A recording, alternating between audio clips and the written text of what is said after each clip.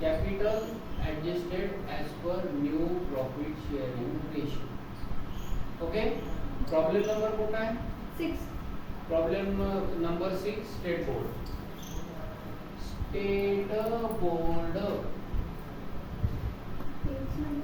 Board page number है 164. Page number 164. Okay, problem number है 6. Okay, अब इसमें ऐसा दिया गया है कि आपको capital adjusted as per new profit sharing ratio. तो सबसे पहले क्या करेंगे, अपन पहले न्यू रेशियो निकालेंगे. तो जो नया पार्टनर उसका रेशियो कितना है बताओ? 1:4. 1:4. और जो नया पार्टनर एडमिट हो गया उसका शेयर कितना है? नया पार्टनर. अच्छा, ऐसी करो, पहले पुराने पार्टनर का शेयर रेशियो इक्वल 1:1. 1:1. ओके, मेरे ख्याल से वृषाली हाँ, आणि लीना. अब शॉर्टकट में लिखते हैं वृषाली और लीना. वृषाली का रेशियो है 1/2 और लीना का रेशियो 1/2. 1/2 कैसे आया? 1/2 का मतलब कैसे आया? देखो, इक्वल का मतलब वृषाली का भी 1 और लीना का भी 1, तो 1 और 1 2. ओके, 1 + 1 = 2. तो ये रेशियो आ गया 1/2 और ये रेशियो आ गया 1/2. ठीक है. फिर उसके बाद नया पार्टनर जो एडमिट हो रहा, तो उसका रेशियो है 1/4. New partner share 1/4. तो रिमेन कैसे निकालते हैं? रिमेन = 1 - 1/4. क्लियर? अब मैथमेटिक्स जान दो, क्योंकि अपन कॉमर्स में आए, मैथमेटिक्स भाग के आए ना. तो सिंपल ट्रिक, यह है न्यूमरेटर, यह है डिनोमिनेटर. जो मराठी मीडियम वाला होगा उसके लिए अंश, इसके लिए छेद. तो डिनोमिनेटर से न्यूमरेटर माइनस कर दो, तो 4 - 1 3. 3/4 रिमेन रेशियो. ठीक है. तो न्यू रेशियो कैसे निकालेंगे? न्यू रेशियो कौन से पार्टनर का? पुराने पार्टनर का. V = old ratio multiply by remain. Old ratio है 1/2, रिमेन रेशियो है 3/4. तो ये आ गया तुम्हारा 3 × 1 = 3, 4 8. दूसरे का भी लीना का है 1/2 मल्टीप्लाई बाय 3/4, तो यह आ गया 3/8. अब तीसरा जो है उसका रेशियो ऑलरेडी दिया है 1/4. अपने को डिनोमिनेटर चाहिए 8, तो अपन इसको 2 से मल्टीप्लाई कर देंगे, इसको 2 से मल्टीप्लाई कर देंगे, तो यह आ गया 2. यानी तुम्हारा रेशियो आ गया 3:3:2. ये तुम्हारा नया रेशियो है. ये इसलिए इम्पोर्टेंट था क्योंकि capital adjusted as per new profit sharing ratio taking base as a new partners capital. ठीक है. तो कैपिटल शेयर कैसे निकालेंगे? कैपिटल शेयर, तो कैपिटल शेयर का फॉर्मूला क्या है? Total capital multiply by ratio. Okay, ठीक है. Total capital multiply by ratio. अब अपने को बेस किसका लेना है? नए पार्टनर का. तो नए पार्टनर का कैपिटल कितना है? 30,000 है ना? 60,000. 60,000. टोटल कैपिटल को मैंने लिखा TC मल्टीप्लाई बाय उसका रेशियो है 2/8. Okay, clear. तो सिंपल तरीके से यदि आपको निकालना है तो टोटल कैपिटल = 60,000 मल्टीप्लाई बाय, ये रेशियो को उल्टा कर देने का. ये रेशियो को उल्टा करेंगे तो 8/2 हो जाएगा. 8/2 यानी 2 × 1 = 2, 2 × 4 = 8, यानी 6 × 4 = 20। तो टोटल कैपिटल आ गया 2,40,000। ठीक है। अब किसका रेशो निकालना है? वृषाली का। वृषाली अपन ने लिखा है स्टैंड्स फॉर वी ना।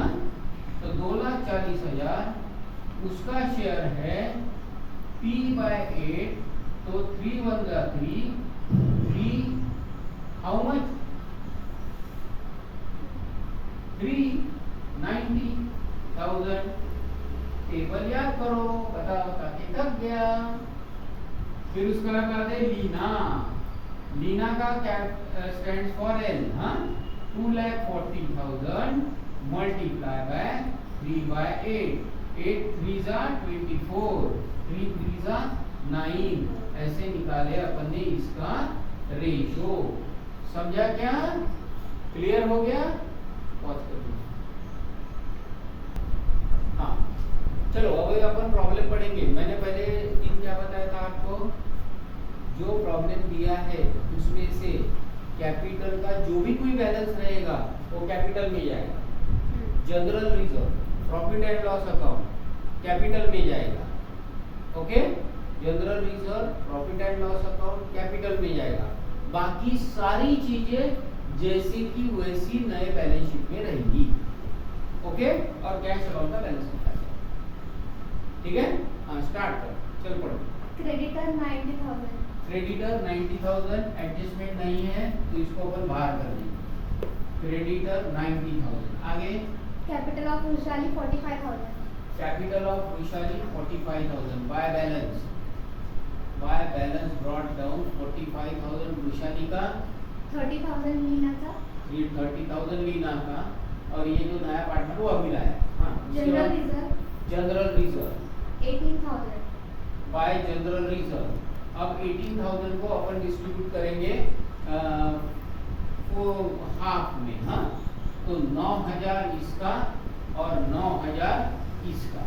ठीक है, क्लियर? 1:1 में डिस्ट्रीब्यूट किया। 18,000 9 2 जा 18 होता है। 9,000 9,000 डिवाइड कर दिया। आगे कैश इन बैंक यानी मैंने यहाँ पे लिखा टू बैलेंस ब्रॉट डाउन कितना? 62,000। आगे डेटर DEBTOR कितना? 31,000 इनर कॉलम में लिखा। हाँ, एडजस्टमेंट हो सकती है। RDD जो लिखा हुआ है वहां पे वो RDD अपन यहाँ लिखेंगे। RDD ओल्ड कितना? 1,000। हाँ, फिर से अगेन मैं रिपीट करता हूँ कि वहां पे जो RDD अपन ने माइनस किया हुआ है जानबूझकर यहाँ पे लिखा ताकि अपने को गलती नहीं होना इसलिए। नहीं तो गड़बड़ हो जाएगी। बराबर बढ़ाया घटाया उसके चक्कर में अपनी विकेट गिर जाएंगी। हाँ? आगे बिल्डिंग कितनी है? 55,000। बिल्डिंग 55,000। आगे मशीनरी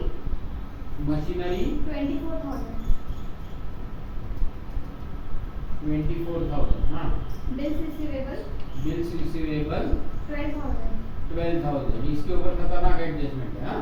आगे एडजस्टमेंट। हाँ, the machinery and building be depreciated by 10%। अब ये बिल्डिंग डेप्रिशिएटेड बाय 10%। 10% मैंने बताया था, कोई भी चीज का 10% निकालना तो एक जीरो कम कर देना, यानी ये हो जाएगा 5,500 माइनस, और इसका डेप्रिसिएशन हो जाएगा -2,400। ठीक है, जो भी चीज माइनस होती है वो अपन कहाँ लिखते हैं? रिवैल्यूएशन के डेबिट में। टू बिल्डिंग का माइनस है 5,500 और मशीनरी का है 2,400। आगे RDD increased by 5,000। RDD increase by 5,000, यानी पुराना RDD था 1,000 और 5,000 से इंक्रीज हो गया, यानी टोटल RDD हो गया 6,000। ये बहुत गड़बड़ कर सकता है। हाँ, RDD यहाँ पे अपन -6,000 करेंगे। ठीक है, समझा? क्लियर? फिर अगेन रिपीट करता हूँ। मैंने क्या बोला आपको? 5,000 से इंक्रीज हो गया, पहले पुराना आरटीडी 1000 था ही, 1000 प्लस 5000 ऐसे मिला के वो 6000 हो गया। तो यहाँ पे अपन लिखेंगे 2 RDD न्यू, ओके 6000। अपने को गड़बड़ करना नहीं है, हाँ नहीं तो गड़बड़ हो सकती है, करके गड़बड़ हटाने के लिए पुराना यहाँ पे लिखा और ये जो नया है वो अपने यहाँ पे लिख दिया। हाँ आगे Bills receivable are taken over by Vrushali at discount 10%. हाँ वृषाली ने बिल्स रिसीवेबल लिया। अब वृषाली ने लिया तो वृषाली अकाउंट डेबिटेड टू, मैंने यहाँ लिखा बिल्स रिसीवेबल 12000 की चीज उसने 10% कम में लिया तो ये हो गया 10,800। तो वृषाली ने इसको लिया 10,800। अब 12,000 और 10,800 में डिफरेंस है 1200 रुपए का, तो 1200 रुपए का नुकसान हो गया। तो मैं यहाँ लिखूंगा बिल्स रिसीवेबल 1200। ठीक है, समझा? अगेन आई रिपीट कर देता हूँ कि 12,000 की चीज 10,800 में दी, 1200 रुपए का नुकसान हो गया। 1200 रुपए का नुकसान यानी रिवैल्यूएशन डेबिट, और यहाँ पे 10,800। अब ये जो बिल्स रिसीवेबल है वो तो उसने टेकन ओवर कर लिया, करके ये हो गया कैंसल। ये अपन लिख देंगे 0। जानबूझकर मैंने यहाँ पे बिल्स रिसीवेबल लिखा है तुम लोगों को समझने के लिए कि भैया ये जो बिल्स रिसीवेबल था वो बिल्स रिसीवेबल कोई पार्टनर लेके गया तो अभी दस बनेगा क्या? वो नहीं, वो उसके अकाउंट के डेबिट में गया और नुकसान हो गया था कि ये अकाउंट के डेबिट में आ गया। क्लियर? यानी वो उधर में 0 हो गया। आगे Aparna should bring 60,000 as capital. बस अपर्णा शुड ब्रिंग कैपिटल, यानी इसने लाया कैश 60,000। ठीक है, अपन यहाँ पे लिखा और यहाँ लिखा कैश 60,000। हाँ आगे Offer 1/4 share of future profit. Let the capital account of all the partners be adjusted in the proportion in the new profit sharing ratio by opening current account of the partners. यानी जो भी balance बचेगा इसमें वो current account के इसमें जाएगा। ठीक है, देखो उसने क्या, अपन इसीलिए तो पहले अपन ने निकाला ना, नया रेशो निकाला, नया रेशो से फिर उसका टोटल कैपिटल निकाला, टोटल कैपिटल से बैलेंस निकाला।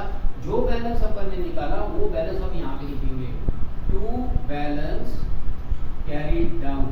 यह आ गया, इसका था 90,000, इसका था 90,000, इसका था 60,000, और इसी को अपन स्टार मार्क कर लेता हूँ, हाँ, ताकि आपको समझने में आसानी हो जाएगी। हाँ, ये जो बैलेंसेस अपन ने लिखे हुए हैं यही बैलेंस शीट में जाएंगे।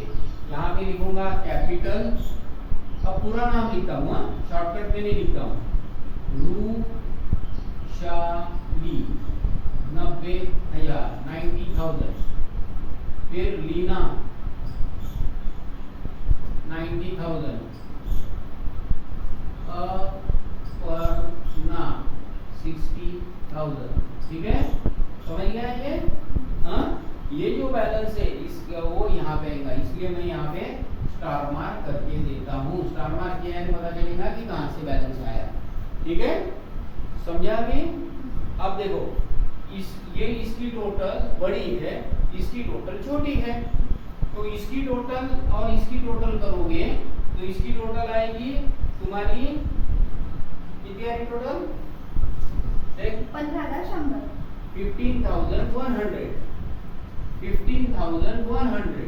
ओके, तो इधर में आया बाय लॉस 14,100। ठीक है, अब ये लॉस आ गया, इसको 2 स्टार दे दिया। कौन से साइड आ गया? क्रेडिट साइड आ गया। तो कैपिटल के कौन से साइड जाएगा? To revaluation. ये सब मैंने शॉर्टकट में लिखा, 14 का आधा 7 और 100 का आधा 50। ठीक है, समझ गया? समझ गया? अब ये अब सबसे इम्पोर्टेंट ये हो गया। ये यहाँ पे हाँ, कैश आ गई। अब इसको कैश की टोटल कर देते हैं। कैश आ गया तुम्हारा 1,22,000, by balance carried down 1,22,000। Okay, cash account में लिख दूंगा यहाँ पे कैश 1,22,000। क्लियर। यदि उन्होंने करंट अकाउंट नहीं बोला रहता तो अपन ने इसका जो बैलेंस रहता वो कैश अकाउंट में एडजस्ट कर दिया, पर उन्होंने अभी बोला है करंट अकाउंट में लिखो करके इसका बैलेंस अपन करंट अकाउंट में। हाँ, देखो कौन सी टोटल पड़ी जा रही, अब यही टोटल दिखनी पड़ी है कि नहीं, ये टोटल बड़ी दिख रही कि नहीं, ठीक है। ये टोटल आ गई 97,050। ओके, ये 60,000, इसमें तो कोई उलट पुलट नहीं है। ओके, ये है यहाँ, ये है यहाँ, ये 60,000 इधर। ओके, अब ये टोटल है 97,500 में से 39,000 गए। ओके, ये यहाँ यही करवा देता हूँ, फिर इसको मिटा देंगे। 39,000 गए तो साथ में से तो अरे बाबा ये आ गया, 7 में से 9 गए तो कितने बचे 8, कैरी 1। ओके, 9 में से 4 गए तो 58,050। Okay, clear. इधर की टोटल 90,000, 1,08,000, 1,07,850। ओके, 1,07,850। अब ये टोटल है 45 प्लस 9 54। ओके, 7 में से 4 गए 3 बचे। क्लियर। और 5 में 10 में से 5 गए तो 5 बचे। ठीक है, 53,850। समझे बाबू, समझी क्या बहन? ओ मैडम समझ लगा, ये है बैलेंसिंग फिगर। हाँ तनु देख, ध्यान में रख, इधर की टोटल बड़ी है, उसमें से ये टोटल मैंने माइनस कर दी, जो भी टोटल आएगी वो इधर आएगी। ये कौन सी साइड की है, कौन सी साइड है यार बैलेंस? ये है डेबिट बैलेंस। ये कौन सा बैलेंस है? ये डेबिट बैलेंस। कौन से साइड में जाता? क्रेडिट साइड में आता। और हरदम ध्यान में रखो, 12th में आपको एग्जामिनेशन में ऑब्जेक्टिव में आ सकता है। Debit balance of revaluation account is called 95% of profit करके बोल देते। डेबिट बैलेंस ऑलवेज लॉस, क्योंकि डेबिट साइड बड़ी है। तो ये जो है बैलेंस, ये सीधा सीधा करंट अकाउंट करके असेट साइड में चले जाए। ठीक है, क्योंकि ये असेट साइड डेबिट रहती है, ये क्रेडिट रहती है। तो अपन लिखेंगे, थोड़ा अलग पेन से लिखता हूँ, current account of current account रूशाली कितना है 53,850। और दूसरा लीना का है 58,050, है ना। ओके, अब टोटल बराबर आ जाएगी। टोटल कितनी आ गई? ये अपने निकाली है 2,40,000, 2,40,000 और 90,000 3,30,000, 3,30,000 ये टोटल आएगी, 3,30,000। ठीक है, अब ये आएगा तुम्हारा 600 कैरी 1 यानी 21,600। हाँ, और ये आएगा 49,500, है ना। और ये आएगा 29,000। हाँ, ये टोटल 3,30,000 आ जाएगी। हाँ, ठीक है, समझ लगा मैंने।